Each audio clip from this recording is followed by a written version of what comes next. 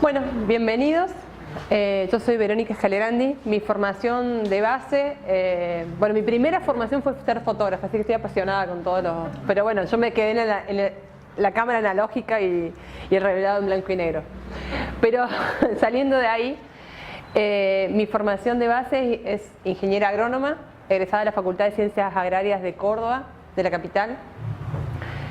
Cosas de la vida me trajeron a vivir y a trabajar en Andresito.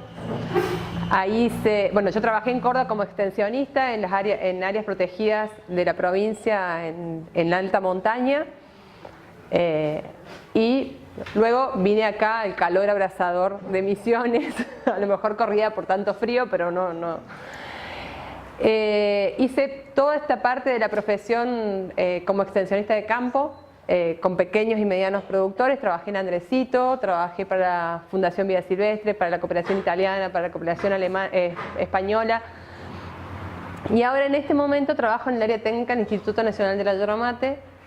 Bueno, y ahí en ese marco he coordinado lo que es el Plan Estratégico Yerbatero y trabajo en todo lo que es el seguimiento de proyectos de investigación que financia el instituto. Hoy es el lugar donde menos cerca de la extensión rural estoy, pero es una de mis pasiones más importantes. En Misiones, en la Facultad de Humanidades de Misiones de Posadas, hice la maestría en Antropología Social, así que bueno, tengo como una combinación medio rara entre antropóloga e ingeniera agrónoma. Bueno, y la verdad que la extensión rural es donde me formé en agronomía en Córdoba, porque trabajé en la cátedra de extensión rural y es una de las cosas que más me gustan. Pasen. Hola. Bueno, la idea de este curso, que se llama Metodologías de Diagnóstico Participativo, Priorización de Problemas y Programación, pensaba cuando armamos el curso con Darío, con Pablo, en qué me movilizaba a proponer esto dentro de la multidiversidad, y tiene que ver con poder compartir experiencias, aciertos, errores, caminos que otros docentes me enseñaron y que allanaron mucho el trabajo de campo, con metodologías que son muy fáciles de usar, pero como todo, hay que saber usarlas, tienen que usarse de una forma apropiada, planificarse bien. Entonces, bueno, la idea es que este sea un curso taller en donde podamos aprovechar lo que traje como propuesta, lo que aprendí en mi experiencia, lo que dice el material. Acá traje bastante del material que yo uso, y todo lo que ustedes saben y han aprendido y sus experiencias positivas y no tanto, porque de eso es donde vamos aprendiendo los que trabajamos en extensión. Hay alumnos del último último curso de una de nuestras carreras, que este curso espero que les sirva para empezar a formar herramientas para salir a campo, y los que tienen ya muchos más años en la espalda, para que reflexionemos lo que nos pasa cuando trabajamos en el campo y veamos cómo podemos allanar ese camino para básicamente lograr los objetivos que tenemos cuando intervenimos, ¿no? El curso lo dividimos en 3 módulos. Hoy va a intentar ser un poco más teórico-práctico, vamos a usar algunas metodologías, vamos a ver parte de las experiencias, cómo se usan. Y el próximo módulo es netamente práctico. Dada la convocatoria, vamos a tratar de armar 2 o 3 grupos por separados para hacer una implementación y un uso de estas técnicas en terreno. Nosotros tenemos un productor donde podemos ir a hacer esta actividad, también tenemos un contacto con gente acá de la ciudad para hacer una intervención más social para los que les interese.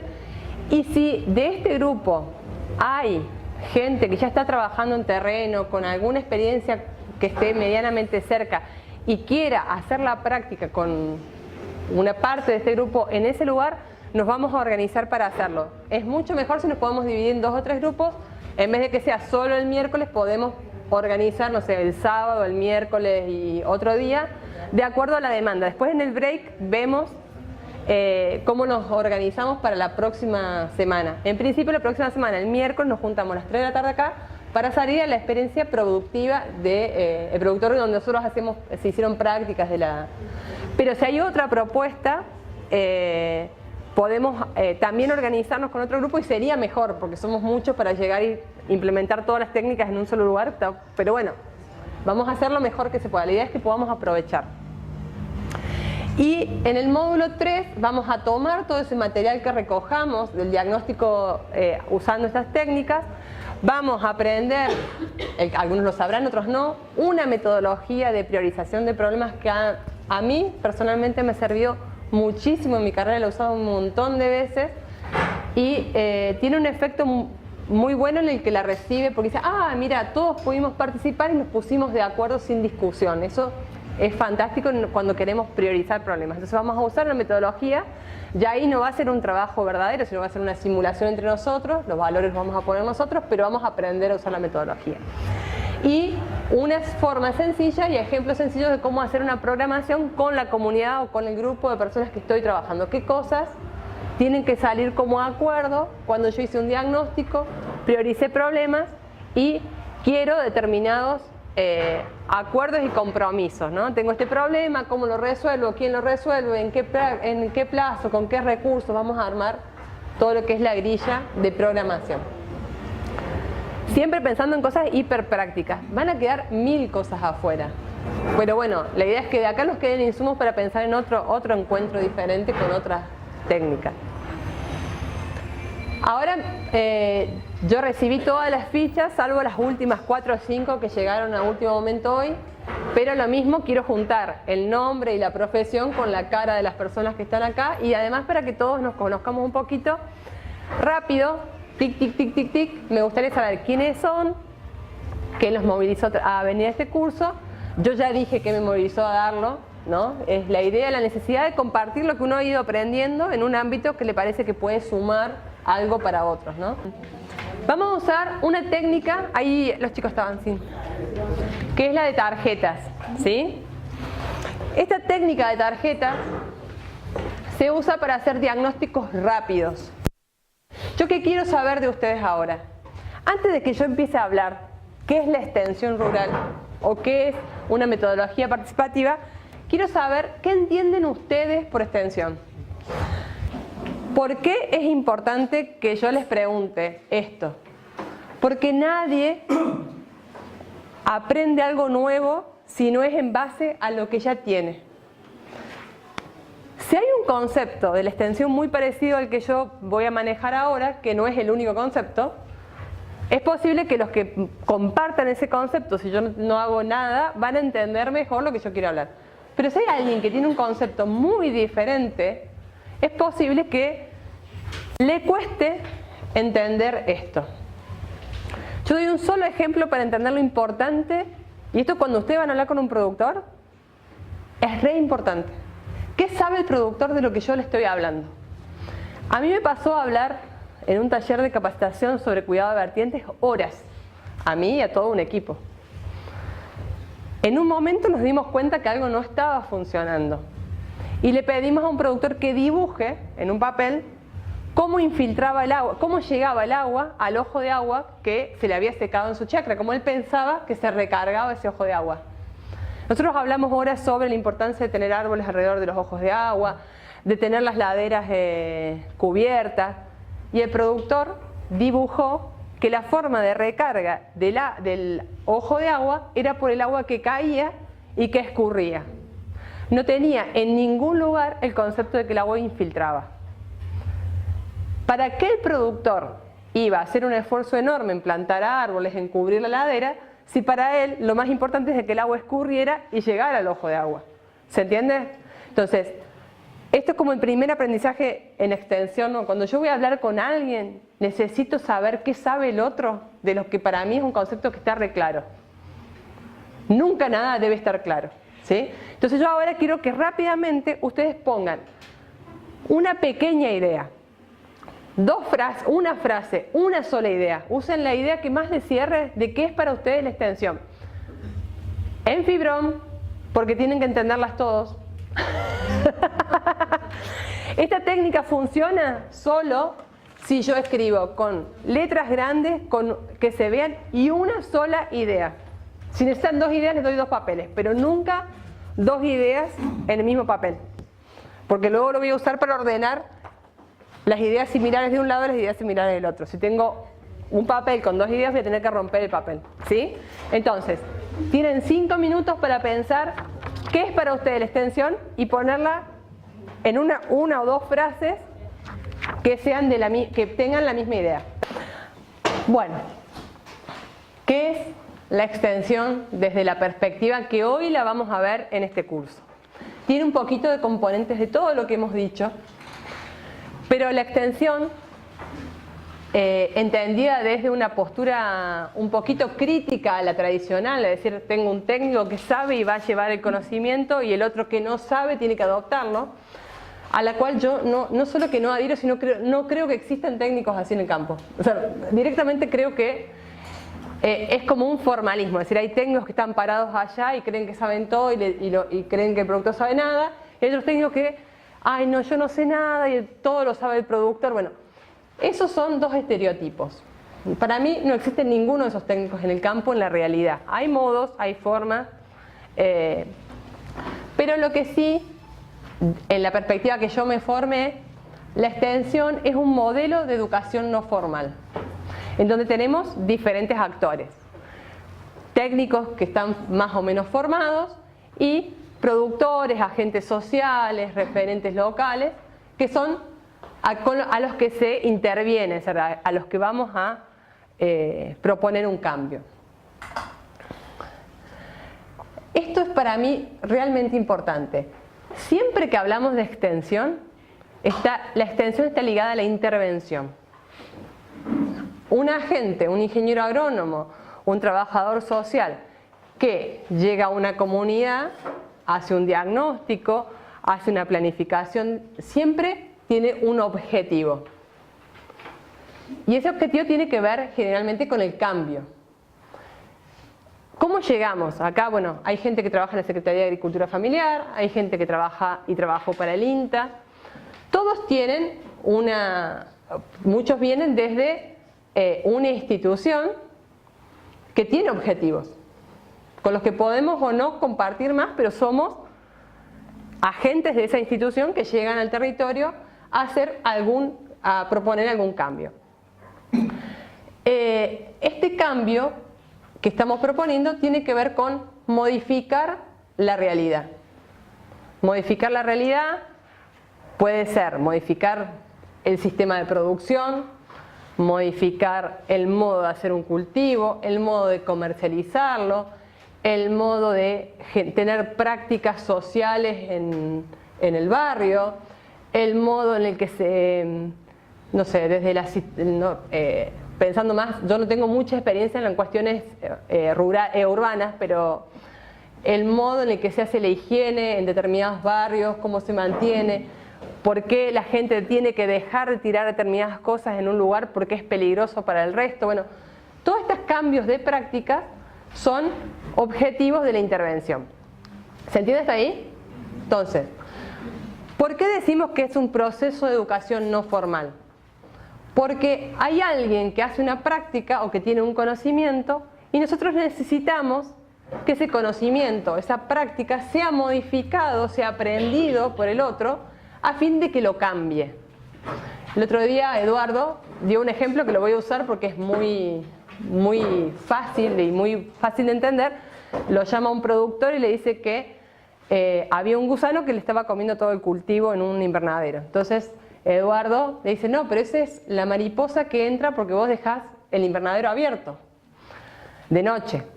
No, es el gusano que nació del huevito. O sea, el productor no tenía el concepto de que el huevito lo ponía la mariposa que entraba de noche. Entonces, ¿cuál era lo que Eduardo necesitaba que el productor cambiara? La práctica de cerrar todas las noches el invernadero. La práctica de cerrar toda la noche el invernadero implican la práctica de levantarse muy temprano a abrir el invernadero para que la temperatura no suba por encima, lo cual es mucho trabajo extra, ¿sí? Que nadie va a hacer si realmente no está convencido de que eso va a resolver el problema. En extensión decimos que nadie resuelve un problema que no tiene.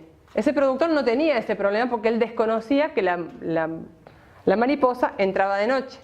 Bueno, yo no sé cómo se las arregló Eduardo para que el productor entendiera el ciclo de la mariposa y comprendiera que no era la solución poner un agroquímico, sino cerrar todas las noches el invernadero. ¿Se entiende? Entonces, por eso es un proceso de educación no formal, porque lo estoy educando al otro. Es el mismo el conocimiento. El conocimiento de Eduardo no estaba en jaque, de que él sabía que pero el problema es que el productor tenía que tener ese conocimiento, y para eso yo necesito una herramienta que me permita que el productor aprenda algo nuevo, y que aprender significa incorporar ese nuevo conocimiento a la práctica. Entonces, es importante cerrar el invernadero, como es importante lavarse las manos para no contagiarse enfermedades, como es importante no mezclar la carne cruda con la verdura. Bueno, son todas cuestiones que solo lo hace uno cuando hace consciente el problema que puede acarrear no hacerlo. ¿Se entiende hasta ahí? ¿Vamos? ¿Me siguen? Entonces, desde ese punto, la extensión es un proceso no formal que tiene como objetivo que interviene en la realidad para... Volviendo al caso que les conté hace un ratito, ¿cómo hacemos con este productor que no entendía que el agua, que las vertientes se recargaban por la infiltración? Después voy a mostrar el ejemplo, pero nosotros recorrimos todo el territorio, justo tuvimos la suerte de que lloviera, hicimos un dibujo de perfil, recorrimos con ellos, después de que llovió hicimos un pozo en el lugar, vimos que en los lugares donde había vegetación el agua había penetrado en forma más profunda, en los lugares que no había vegetación había escurrido y que apenas había mojado 4 o 5 centímetros hasta que se taponó los poros. Paulo Freire dice que solo aquel que se apropia de lo aprendido aprende y cambia sus prácticas, ¿sí? ¿No? Y en esto hay varias cosas. Toda esta cuestión de la motivación que nos compartía, no me acuerdo el nombre del señor. ¿Su nombre cómo era? Burek. Usted que hizo tanto, lo único que hizo mucho hincapié en su frase, el tema de la motivación, ¿no? Para aprender uno tiene que estar movilizado, tiene que estar motivado. Tienen que ser visibles los problemas que quiero resolver. Para el productor no era un problema tener el invernadero abierto, por lo cual no lo resolvía. Pero cuando el productor ve que es un problema, se motiva para hacer un cambio, ¿no? Hay un montón de cosas más. Ya les voy a mostrar un ejemplo vamos a ver ejemplos bien claritos de esto. Pero la motivación es realmente importante. Y en esto las herramientas de diagnóstico participativo son de mucha utilidad porque permiten compartir diagnósticos. No solo lo que yo estoy viendo, sino que eso que yo estoy viendo se hace visible para el productor o para la persona que tiene este problema. Entonces, Paulo Freire habla, yo les pasé este librito que se llama Extensión o Comunicación, es realmente hermoso, los primeros capítulos son muy lindos. Se los pasé por mail a casi todos, no sé si recibieron el mail que yo les mandé con el material. ¿Sí? Bueno, el que no recibió, yo les voy a poner mi mail para que me manden. Yo les pasé varios materiales digitales porque están todos digitalizados. Y este libro es lindo para leer porque hace una crítica a la extensión tradicional y hace una buena explicación de cómo debería ser esta nueva extensión, pensando como un proceso de educación no formal y da los fundamentos de esto. Entonces, Paulo Freire dice que tanto el productor, Paulo Freire lo escribió hace un montón, ¿no? Esta referencia histórica, no sé de qué año viene el libro, no, ahí lo tengo, después miramos. Pero tanto el productor como el técnico, el educador, tienen que hacer un cambio en la práctica, ¿no? A veces uno dice, ¿para qué usar estas técnicas? Miren, si yo en vez de perder media hora intentando saber qué pensaban ustedes, directamente arrancaba hablando, ¿no? ¿De dónde me prendo yo? ¿De qué conocimiento que tienen ustedes me prendo para explicarles algo nuevo? ¿Sí? Este es como básico en educación. Yo tengo que saber de dónde parto para ver qué nuevo conocimiento puedo agregar ahí o qué conocimiento que tiene el productor tengo que desconstruir, ¿no? Una práctica, por ejemplo, bien típica en todo el país es el arado, en donde yo doy vuelta la tierra. Y la gente, cuando no ve este suelo bien dado vuelta, dice que el suelo está sucio y que no va producir. El arado es una tecnología muy apropiada para Europa, ¿no? Nuestros productores, la mayoría vienen de Europa, donde el suelo se congela en invierno y la primavera y el verano es corto, entonces yo necesito acelerar el proceso de descongelamiento del suelo. ¿Qué hacen? Lo aran, lo dan vuelta, el sol tiene mayor incidencia, rápidamente logro que el suelo se descongele y puedo sembrar temprano. Si no, hasta que se descongela naturalmente ya me viene la temporada de invierno de nuevo. Imagínense que eso se hace en, no sé, en el pie de los Alpes, en zonas frías, que el suelo se congela en invierno, y los productores de acá lo hacen porque es lo que saben. Bueno, para cambiar esa práctica hay que desconstruir ese conocimiento. El productor tiene que aprender cosas nuevas para darse cuenta que esa tecnología, pero no hay que decir, no, está mal, no se hace. Porque en realidad en esa relación, está mal, no se hace, yo estoy desvalorizando el conocimiento del productor. Hay que valorizarlo, pero desde el lugar de que es apropiado para otro lugar. Y que acá necesitamos hacerlo diferente, ¿sí? Y eso es un poco lo que nos viene a decir el tema de la educación.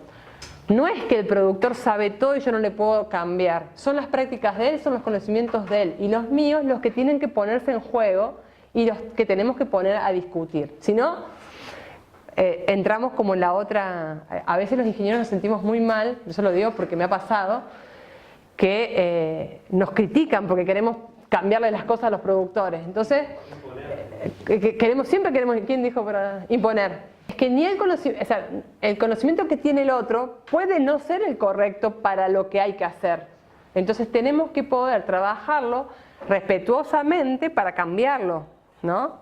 Aportando conocimiento y modificando esa práctica. Muchas veces el técnico tiene el conocimiento, pero la práctica que quiere, hoy vamos a ver eso, a veces es impracticable en las condiciones del productor, que eso es otra cosa. O sea, está buena la propuesta, pero es impracticable. Entonces hay que también poner en juego cómo hacemos eso, ¿no? Eso vamos a... se interviene siempre para modificar la realidad, ¿sí? Yo me voy adelantando. Entonces, la pregunta que nos tenemos que hacer... ¿Alguien me dice ahora? Porque yo apagué mi teléfono y quedé sin... 6, estamos bien. Estamos bien en el tiempo. La pregunta que nos tenemos que hacer es, cuando vamos a intervenir para modificar una realidad, ¿quién es el que define que hay que modificar esa realidad? ¿Hacia dónde la vamos a modificar? ¿Cuál es el objetivo de esa modificación? ¿Quién y cómo define cuál es la realidad objetivo? ¿Sí? Esto es importante. Siempre tenemos una realidad y el extensionista interviene para cambiarla. Bueno, ¿quién define cuál es el nuevo sueño, el nuevo objetivo que vamos a poner como meta en esta modificación? ¿Cómo se define? Podemos acordar la meta. Bueno, pero ¿cómo llegamos? Todos sabemos que hay muchos caminos para llegar a un mismo lugar. ¿Cómo se define esos nuevos lugares? ¿No? Entonces, lo que yo quiero que ahora pensemos, bueno, esto una reflexión nomás y después vamos a hacer otro ejercicio, es lo que nos pasó a los extensionistas, ¿no? En la década, en la posguerra, después de la Segunda Guerra Mundial, yo no había nacido, pero no soy tan vieja. Les aviso a los más chicos que soy vieja, pero no tanto. Después de la Segunda Guerra Mundial, se le adjudica a la agricultura, al agro, un nuevo papel mundial que es ser usuario de servicios de agroquímicos, de maquinarias. Y en este nuevo modo en el que se piensa la agricultura, las agencias internacionales forman muchísimos técnicos. Si uno mira las crónicas de la época, bueno, vienen técnicos de Holanda, de Alemania, de Estados Unidos. Se forman los institutos tecnológicos en cada uno de los países de Latinoamérica. Y hay un ejército de gente tratando de llevar hacia el productor un nuevo modelo de producción, ¿no? Si uno lee, nunca más lo encontré, pero leía un un librito en la facultad que se llamaba Los errores que cometió la FAO, ¿no? Ellos se autocritican el modelo de intervención, ve que ni era tan fácil que la gente lo adoptara, ni tuvieron tan buenos resultados, porque uno dice la revolución verde fue un éxito, pero, a ver, un éxito de adopción, no discutimos si es un éxito para la agricultura, y los mismos técnicos que quisieron imponer la revolución verde te dicen, la verdad es que nos recostó el cambio, los productores se resisten al cambio. Yo creo que todos han escuchado la palabra, los productores se resisten al cambio. En la década del 70, con toda la crítica a la contaminación ambiental, bueno, hay toda una movida que empieza a pensar que la agricultura tiene que ser diferente, también la cooperación internacional forma muchos técnicos y los envía a remodificar el sistema de intervención, a proponer al árbol como eje de la producción, bueno, un montón de cosas, y uno lee las crónicas y también hay la misma queja de los técnicos. La gente no adopta los cambios. Y uno empieza a pensar, a ver, los que querían imponer un modelo de revolución verde no logran totalmente. Si hoy hablamos, para traerlo a la realidad, hablamos con los técnicos tabacaleros, te dicen lo mismo. Yo les digo, les explico, les hago, y ellos hacen lo que quieran. Yo les debería hacer, y traen otras semillas. Les dije qué agroquímico usar, y fueron a la veterinaria y compraron otro. Hablamos con los agroecólogos. Bueno, a ver, entonces uno piensa feliz. Es que la gente no quiere hacer lo que el técnico tabacalero le dice, pero vamos los agroecólogos y nos pasa lo mismo. Tenía un bicho, no sabía qué hacer, y antes que llegara el técnico y me explicara, agarré y lo fumigué. Los pulvericé. Entonces, el problema de la adopción o el cambio de las prácticas es un problema que compartimos todos los técnicos que trabajamos en el campo, independientemente de cuál sea nuestra propuesta técnica, ¿sí? Algunos más que otros. Entonces, déjenme ver, sí. Bueno, entonces, esta gran pregunta que tenemos los técnicos, hay una realidad y queremos llegar a otra realidad, ¿no? O sea, queremos transitar esto de la intervención para lograr un nuevo objetivo. Si somos agroecólogos, queremos que los productores dejen de usar agroquímicos, queremos que hagan una agricultura más diversa, queremos que logren los consumidores tener un acuerdo con nosotros para que nos compren y que no estén corriendo atrás del vaivén del mercado, que si subió el tomate, que si bajó el tomate, queremos tener un acuerdo. Si somos, yo no le quiero dar letra a los tabacaleros, pero digo, si somos ingenieros y queremos, la empresa nos paga para que se adopte el modelo tabacalero, también necesitamos tener resultados, ¿no? Todos necesitan tener resultados. Entonces, ¿cómo logro que cambien las prácticas, que se adopte esta tecnología, que cambien los modos de organización? Antes de llegar a eso, yo les voy a proponer que rápidamente nos organicemos, nos demos vueltas, ¿sí? Y trabajemos. Yo traje 10 o 12 experiencias muy cortitas de una página, de un libro que se llama Detrás del árbol la gente. Acá desnudo mi vejez. Se editó en el 1997. Yo entré a la facultad en Córdoba en el 95. Yo ingresé a la facultad en el 95. Y en primer año de la facultad hice una pasantía a la Puna, Argentina, con esta gente. Ellos trabajaban con productores ganaderos de la Puna, ¿no? Llamas, cabras, ovejas, llamas y ovejas. Artesanías, productores en Yavi Chico, Yavi, en diferentes lugares. Yo no sé cómo terminé en la selva porque mi vida estaba atravesada por la montaña. Y conocí esta experiencia genuinamente, por eso para mí es lo que cuentan ellos es realmente lo que uno vio en el campo, que les pasó. Ellos juntaron la experiencia de una organización muy grande, apoyados por la GTZ. La GTZ es la cooperación alemana, que hoy se llama GIZ, era la cooperación alemana, que había puesto como norte la incorporación de los árboles a los sistemas productivos. No sé si alguien conoce la Puna. ¿No? Bueno, la Puna, ¿sí? ¿Cómo es la Puna? No hay nada. No hay nada. Hay áreas, salvo en las quebraditas como Yavi, que puede crecer algún árbol. Hacer crecer un árbol es lo mismo que en la Pampa de Achala, donde es el norte de la montaña en Córdoba, que no, por los vientos, por la aridez, por la poca profundidad del suelo, es sumamente difícil hacer crecer los árboles. Este libro, que está lleno de experiencia y por lo menos como técnicos nos encontramos muy reflejados en los fracasos o en los problemas que tienen otros, está en internet. Y bueno, entonces yo les voy a repartir, quiero que se dividan así en grupitos lo más cercanos posibles para que compartan una lectura rápida y que piensen en esto. ¿Quiénes definen la necesidad de intervención en la realidad? No todos los trabajos van a tener para reflexionar, pero la idea es que reflexionen sobre estas ideas. ¿Quién define qué debemos modificar de esa realidad objetivo? En su práctica profesional, ¿les pasó algo parecido a lo que relatan estos técnicos en los... Esto lo voy a dejar prendido, ¿sí? ¿Siempre son los programas de intervención los equivocados? ¿Siempre son los productores los que están equivocados, que no adoptan la tecnología? ¿Qué hacen que no adoptan la tecnología? ¿Y son los extensionistas los que no saben hacer su trabajo? O sea, reflexionemos un poco sobre estas ideas a partir de esta lectura. Son las 6 y...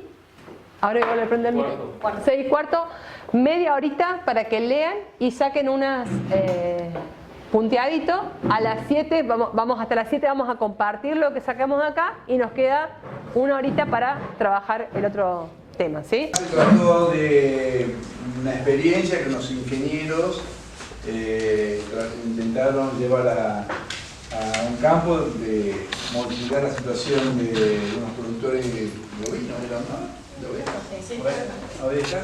Ellos esperaban recibir un dinero, con ese dinero multiplicar, cambiar la realidad a los productores. Empezaron con prácticas de vacunación, resulta que en una vacunación se le empezaron a morir todas las ovejas. Y bueno, cuando se le murieron todas las ovejas había una desesperación de parte de todos los productores. Los llamaron, los ingenieros no sabían qué hacer, bueno, le pusieron el pecho, la síntesis, le pusieron el pecho, como apuntaron directamente a la vacunación, encontraron después de análisis, de poner el pecho, encontraron que realmente la vacuna había fallado y bueno, lograron una indemnización de parte de la empresa proveedora de la vacuna. Y la indemnización de alguna manera también les cambió la realidad. No dice de qué manera que les cambió la realidad. Acá como reflexión, dice que bueno, a partir de ese momento, en las nuevas experiencias lo que hacen es vacunar a 2 o 3 y esperar a ver qué resultados tienen. Y a partir de ese momento, si no se muere ninguna oveja, arrancan con el resto, digamos. Eso aprendieron los ingenieros. Pero pónganse en la piel de esta gente que viene a hacer una propuesta y dice, bueno, hay que vacunar a las ovejas porque es importante sanitariamente, porque en gente que nunca las vacunaban y que además sabemos que tienen como un preconcepto de todo esto, y de pronto en tu primera experiencia se mueren todas las ovejas del pueblo de gente que tenía 10 o 12 ovejas cada una. Es real, de la gente, esa es de la gente y de la comunidad donde yo fui años más tarde. No los mataron, chicos. A pesar de todo, no mataron a los ingenieros siguen trabajando en la zona. Sí, después dice que gracias a eso, que al cliente le pusieron el pecho, gracias a eso se afianzó el vínculo con los productores. Comenzaron a trabajar de otra manera, ya tenían otra confianza. Esto es para la comunidad, para los técnicos, fue un aprendizaje enorme. Ellos eran chicos jóvenes, recién salidos de la Universidad Nacional de Rosario, veterinarios, que fueron a trabajar, a hacer patria en medio de la puna, y con su mejor libro dijeron lo primero que hay que hacer es vacunar las ovejas. ¿Sí? Aprendieron muchas cosas, aprendieron lo que dicen ellos, ¿no? La comunidad empezó a confiar en ellos porque se pusieron, obviamente no fue un proceso corto, fue largo, hicieron un juicio a la empresa y aprendieron esto de vacunar, probar las vacunas, ¿no? Pero también aprendieron que no se tenían que ir, ¿no? Ante un fracaso semejante se quedaron y se pusieron a la par de la comunidad esto, y todos aprendieron, ¿no? Y la comunidad les ganó, ellos ganaron la confianza de la comunidad a partir de este hecho tan lamentablemente terrible, ¿no? Bueno, ¿y algo más se le reflexionaron?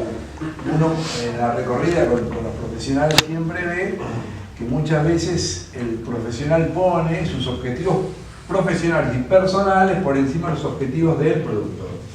Entonces el afán de querer llegar lo más pronto posible, de transferir los conocimientos lo más pronto posible, que el productor los adopte lo más pronto posible, recibir los aplausos lo más pronto posible, lo que sucede es que se meten la mano. Y cuando uno es más joven, porque ahora me dice que son jóvenes, más se enseñan. Entonces, lo que hay que tratar de, con pie de plomo, ver realmente, repensar, que cuando uno le cambia la realidad al productor, le cambia y uno puede sacar la fotografía y uno se saca la fotografía y manda el informe. ¿Qué pasa el año? ¿Qué pasa el año después? ¿Qué pasa si fracasa? Después de un año, ¿no? En ese momento es un éxito. Dentro de un año, que es una de las cosas que ha pasado inclusive hasta con los tabacaleros en la provincia. Que se le ha cambiado, y le ponete a hacer mandarina o limones y de repente rompieron los limones y volvieron al tabaco algunos. Y algunos no volvieron a ningún lado, quedaron dando vuelta. Se les modificó con plata, después al año fracasó, por lo que haya sido. Sí, porque los pinos eran los que correspondían, porque...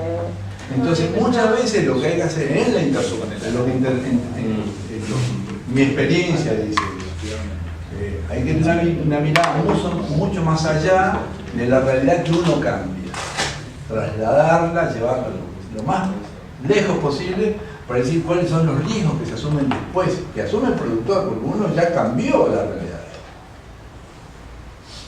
Esto es un poco lo que yo les dije como experiencia que... Sí, otra de las cosas también es que marcar, digamos, que el objetivo muchas veces es la razón, la simple tener la razón, ¿no? Entonces, por ahí también eso pasa mucho con el egocentrismo de cada uno. Entonces, por ahí eso también es la otra. Claro, una cosa que vamos a empezar a hablar, ¿no? Es que cuando uno interviene en una realidad desde este modelo de extensión, que es el que yo quiero intentar que ustedes aprendan o compartir con ustedes, cuando uno intenta cambiar la realidad, la idea es que nosotros debemos tomarnos el tiempo de compartir el diagnóstico de esa realidad. Ver si el productor está entendiendo lo mismo que yo, que es necesario cambiar en la práctica en el suelo, el manejo de los animales. Después debemos poder programar juntos ese cambio. ¿Cómo lo vamos a hacer? ¿En qué tiempo? ¿Quién es el responsable para compartir estas responsabilidades? A evaluar los riesgos que este cambio tiene, ¿no? Y después monitorear que el cambio se vaya realizando conforme lo planificamos y si hay algún problema, poder volverlo a replantear, ¿no? Pero, por ejemplo, usted dijo que es necesario cambiar. ¿Que es necesario cambiar desde el punto de vista de quién, digamos? Bueno, eso es re importante. Por eso digo, hay que compartir el diagnóstico. Yo como organismo de intervención, si yo vengo enviada, bueno, yo hoy soy técnico del INIM, ¿no? Pero vengo y digo, bueno, hay que cambiar determinada realidad en los productores. Bueno, esta es la visión en todo caso de mi institución, ¿no? El técnico del INTA tiene la visión de la institución, el técnico de la Secretaría de Agricultura tiene la visión de la... A ver, cuando yo llego al campo, esa visión de mi institución, y que bueno, que en alguna medida sea o no la mía, yo tengo que más o menos llevar, porque es el organismo que me está pagando para que esté haciendo ahí, es por lo que me van a medir resultados, ¿no? Esto es claro. O soy técnico tabacalero, lo van a medir por la cantidad de... ¿Es compartida por la gente del lugar? A veces sí, a veces no. A veces, esto yo planteo, todos sabemos que los suelos de Misiones tienen un altísimo nivel de degradación en la mayoría de los campos, ¿no? Eso es un diagnóstico que podemos compartir todos. ¿Es posible que el productor no lo comparta? ¿No lo vea? Sí. Entonces, ¿cómo hacemos para que el productor comparta con nosotros este diagnóstico? Que es, a ver, es como, hay cosas que son verdades, digo. El suelo degradado es una cosa que la podemos medir y verdaderamente está degradado, y si el suelo sigue degradándose así, cada vez vamos a tener más problemas de agua, de improductividad, o sea, hay cosas que no... Bueno, compartimos. ¿cómo hacemos para que el productor también comparta la necesidad de cambiar el manejo de suelo? Y lo más importante, logramos que el productor vea el problema, entonces tenga ganas de resolverlo, porque nadie que no tiene un problema no quiere resolver. Ve el problema, ¿cómo hacemos para definir cuál es el camino o el cambio de práctica? Porque yo le puedo decir, vos tenés que hacer esto. El productor dice, bueno, yo voy a lograr eso, pero yo lo puedo hacer así, como hacía mi abuelo, como hacía mi... O sea, ahí no hay solo que compartir el diagnóstico es importante. Si no compartimos el diagnóstico y a dónde llegar, no tenemos nada que hacer. En el camino también que tenemos que compartir cómo lo vamos a hacer. Pero uno puede suponer que la vacunación es obligatoria. Entonces ahí, ¿qué vamos a acordar, digamos? La ley lo establece y se tiene que hacer, digamos, ¿no? Como de hecho hoy ya está cuestionada la vacunación en seres humanos, digamos, que hay gente que se empieza a negar, digamos, ¿no? Y bueno, entonces por ahí lo más interesante es que hay un hecho trágico que claramente se le murió todo lo que tenían estos tipos, digamos, y por ahí lo más rescatable es cómo se reconstruyó el proceso, porque evidentemente más allá del hecho viene de un proceso de extensión previo, digamos, ¿no? Hay como un referente de productores que es el contacto el que avisa, hay como una asociación de productores, hay un programa que los contenía, digamos, ¿no? Pero bueno, ahí recupero un poco las palabras de esto de transferencia. Un medicamento es claramente algo que uno lo transfiere, digamos, porque un productor no está en capacidad de hacer un ensayo de alguna prueba veterinaria y demás, digamos. Y si la ley te obliga, bueno, entonces ahí te meten en una encrucijada. Lo tengo que hacer porque tengo un calendario de vacunación, el SENASA antes de matarlo me pide que tenga tales vacunaciones y vos confías en el laboratorio que te da la vacuna. En este caso era una vacuna para Clostridium, que es un problema enorme, para los que no saben, cuando se esquilan las ovejas, cualquier corte en la piel que sucede, por más que se tenga todo el cuidado y la maquinaria, si se contagia con Clostridium, que es algo que está en la tierra, eso es muy común, la oveja se muere, ¿sí? Entonces, la vacunación de Clostridium para ovejas que se esquilan es prácticamente, no sé si está en el calendario, pero es obligatorio, porque o sea, si yo la esquilo y se me enferma, se me muere. Ellos tenían un alto porcentaje, por ahí no está todo contado, pero tenían un alto porcentaje de mortandad de ovejas a los cuales ellos no sabían. Lo que pasa es que el 10% de muerte pasaron al 100%, entonces se complicó un poco el panorama, ¿no? Pero bueno. Y hay a veces que no se puede probar la vacuna. Por ejemplo, hay campañas de vacunación que no tienen previsto una prueba.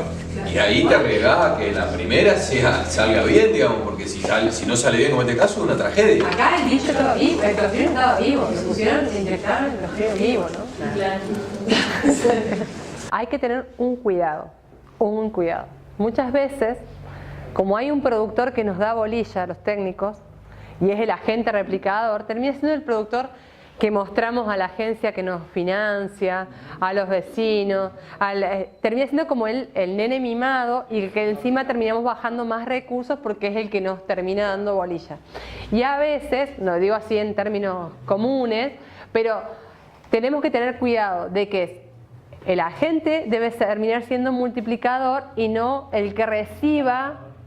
Claro, no el único que cambió dentro de la comunidad y que lo termine diferenciando tanto que no le permita a la comunidad cambiar, ¿no? Que no termine siendo un modelo positivo, sino un modelo negativo, porque se termina siendo como el productor del turismo, ¿viste? El que lo llevamos a hacer turismo, todos lo hemos tenido. A ver, seamos sinceros, todos tuvimos el productor que además a veces habla mejor, que sabe explicar mejor la experiencia, que tiene un mejor vinculación con la comunidad, ¿no? Entonces, también que no se termine transformando en un agente de poder que a veces termina disputándole el poder al técnico y disputándole y discutiendo los recursos. Bueno, tengo un montón de experiencias para contarle al respecto, pero la idea no es esa ahora en este taller.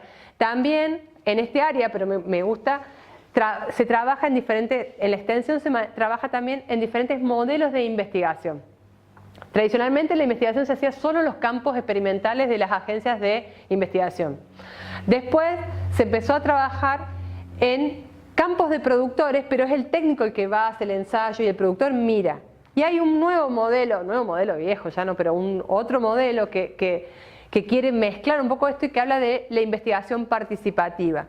en donde en situaciones que los podemos sumar a los productores, ¿no? En el estudio de la vacuna del Clostridium, por ejemplo, la experiencia de investigación, hay un problema, la definimos en conjunto con el productor, hacemos diferentes pruebas con el productor en diferentes campos, pero en conjunto con ellos, y los resultados de esas pruebas son las que se terminan implementando en los campos de todo, ¿no? Y ahí también disminuimos el riesgo, porque no le pedimos al productor que cambie todo. Le decimos, bueno, a ver, probemos una parcelita de esto, probemos una parcelita de esto, ¿no? Al productor y a la comunidad, y después ellos mismos deciden cuál es la técnica que van a adoptar de todas las posibles que había, la que le dio menos trabajo, la que le dio más rédito, la que es más fácil, ¿sí? Eso tiene que ver también con los modelos de investigación, que no es materia de este curso porque sería muy largo.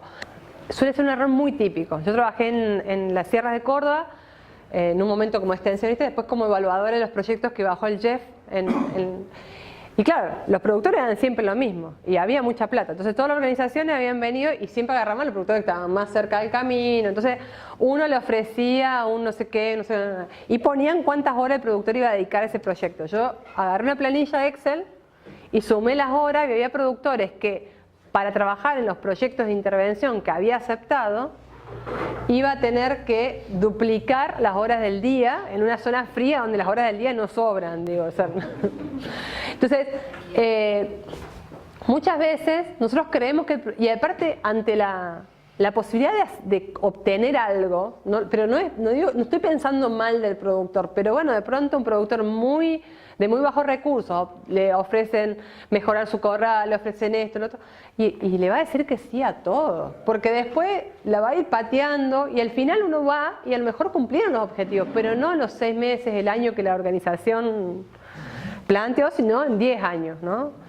Entonces las chapas para cambiar el techo de los criaderos de ovejas, eso están tiradas ahí durante meses, años, ¿no? Y entonces el tema del tiempo, el esfuerzo que el productor va a poner, si realmente eso es una cosa que uno tiene que valorar con el productor. Uno hace la programación y dice, bueno, tantas horas de la semana me va a llevar esto. ¿Vos podés dedicarle 2 horas de tu semana a esto? A mí me pasó con un productor tabacalero de Andresito, que valorizamos el tiempo que él dedicaba al tabaco y cuánto le costaba, a partir de una frase que él dijo. Ahora en esta época en relación a sus años pasados, siempre terminamos plantando el maíz tarde, parece que el año es más corto, ¿no? Entonces, él lo relacionaba a una época de su vida donde no hacía tanto tabaco. Entonces valoramos la cantidad de horas por día que él usaba para hacer tabaco y cuando, claro, pasaba Navidad, pasaba enero, febrero, él estaba acopiando, estaba secando, ¿no? Cuando le quedaba tiempo libre, durante todo ese tiempo, la mano de obra estaba totalmente ocupada la de la casa. Por la cantidad de hectáreas de tabaco la valoramos. O sea, nos tomamos el tiempo de sentarnos en una planillita. ¿Cuántas horas te lleva al día hacer tal cosa? ¿Y cuántas horas? Y hasta qué día del año está?